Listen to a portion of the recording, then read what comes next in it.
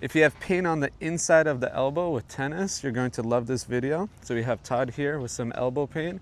I don't know exactly what's going on, but we're going to go through an assessment that we developed for the elbow. And after that, I'll recommend some exercises for him to fix it. So what's been going on with the elbow? So I'm getting some pain when I come back with the racket like this. I get pain all inside here. I see. And what shots usually aggravated the most? Serve, backhands at the net, one-handed slices when I push down on the racket. That's pretty much it. And with the serve, do you notice a difference with a flat, slice? Yeah, well, anytime I put my arm back in this position, I have pain in here. I see. So more of a slice type serve, yeah. And how long has this been going on for? About 6 weeks. 6 weeks, yeah. And at most, what would you rate that pain from 0 to 10? I would say at most is a 6. Okay.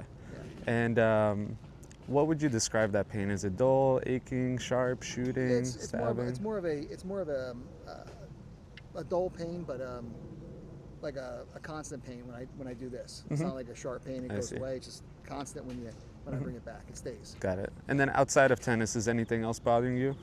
No.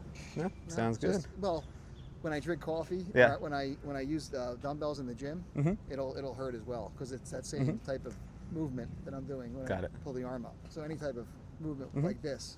Sounds good. Yeah. All right, so what you're actually experiencing is golfer's elbow. Okay. And I know it's a little confusing because golfer's elbow, but you got it with tennis. Right. But that's just what we call it. So inside elbow pain is called golfer's elbow because golfers would usually get it on the swing as they're hitting with this arm.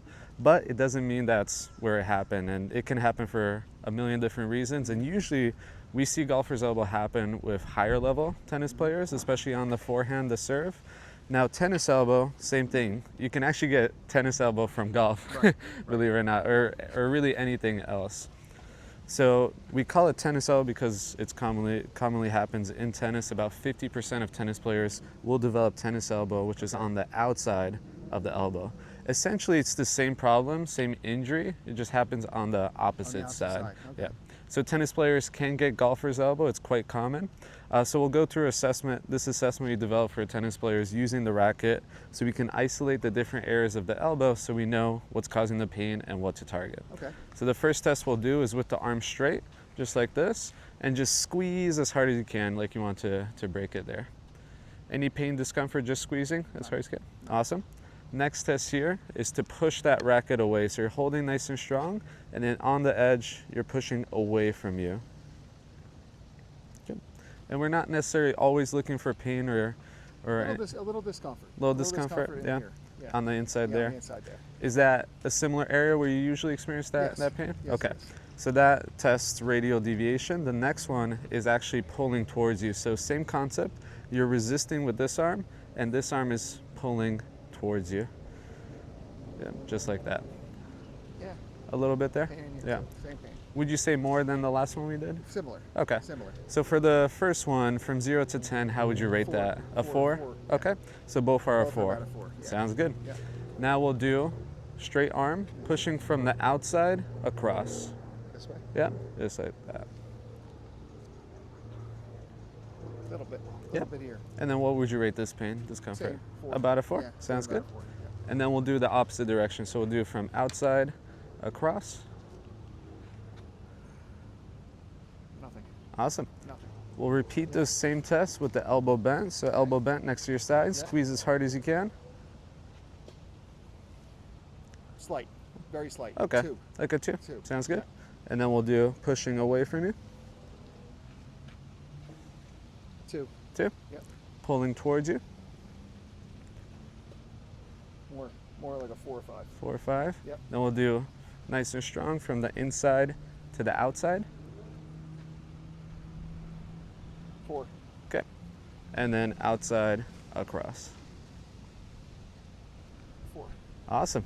Yeah. So that's the test there. We abbreviated a little bit. So usually we do a full, more in-depth assessment, but just to keep it simple for the video, we simplified it to those parts there. Another thing I wanted to ask you is, have you had any shoulder issues in the past? No. No? Awesome. No, not on the right side. Got it.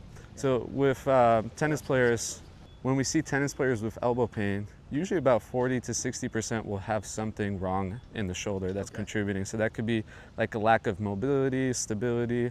But in this case, if you have no pain, we're good to go there. Awesome. So we found two major pain points that were contributing to the elbow pain, and that was pulling this way and pushing from the inside to the outside there. So there's two primary muscles that are involved. So let me show you on the model here. So this is that inside elbow bone. That's where all the tendons attach. But those tendons go, and so you have the tendon, muscle, and then tendons again. All these different muscles have different functions, so that's what we assessed here. And where you had the most pain was actually in this one traveling down here, and in this one pulling across.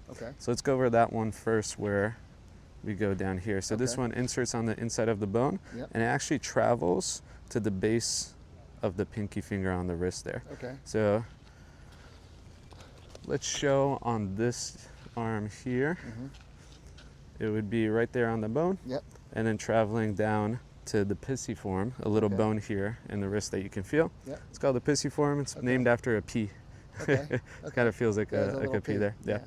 And what it helps with is this wrist motion here. So that's why it's commonly affected for the forehand, because we're going upwards, but especially with topspin, it'll pull the arm down. And on the serve, we go from this motion and we snap through with the wrist like that. So that's why we get it often there. Now the second one was the pronator. The pronator attaches to the same spot, but it goes across and attaches to the opposite side here. And what it helps with is this, right? So that twisting down. So that's called pronation. And it's very important also for the forehand, but also for the serve as well too. So that's where you have the most pain, and to build a plan around it, we would need to target these two areas. So I'll show you two exercises we can do to target that. But keep in mind, guys, this is just recommendations on what areas to target. Usually in the beginning, start with higher repetitions, lower weights, and then build up from there. But everybody's case is a little bit different, and it's hard to give general recommendations in terms for each person. That's why it's important to work with a professional to get back to playing as soon as possible. Alrighty, let's show the exercises. So the first exercise that we'll do, we'll target that ulnar deviation, so the flexor carpi ulnaris. So go ahead and grab it about midway there, Have the arm next to your side, and then from here, pull it back, And what's very important here is to keep the wrist pointing, or the thumb pointing straight. You don't want to turn it this way, So you want the handle to point forward, pull it up and down. This is a great one that really isolates that small area there. So again, in the beginning, start with like 3 sets of 30 repetitions, nice and light, build up the capacity. This will start decreasing the pain, rebuilding that elbow, that tendon there. Maybe show from the side so you can see a little bit more what we're doing there. Awesome. So that's called ulnar deviation, and that's what we're training there with this exercise here. All right. And then the next exercise we'll go over, you can hold on to that. We'll go over here and I'll show you. We'll need the table. So have a seat.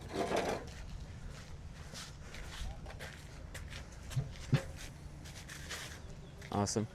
And then hold it this way. Same thing. And then just rest your arm here. You can have it nice and relaxed at the edge. Awesome. And then from here, just let that dumbbell come towards me, nice and slow. You want to come all the way over until it's parallel, and then back to the top, and then you don't have to go past that. Nice and slow there. If that's too easy, you can grab lower. So this one's called pronation. We're working on that pronator muscle that comes from the inside of the elbow here, goes across, attaches to the top. So when it activates, it twists the hand over just like that. It's a tough one.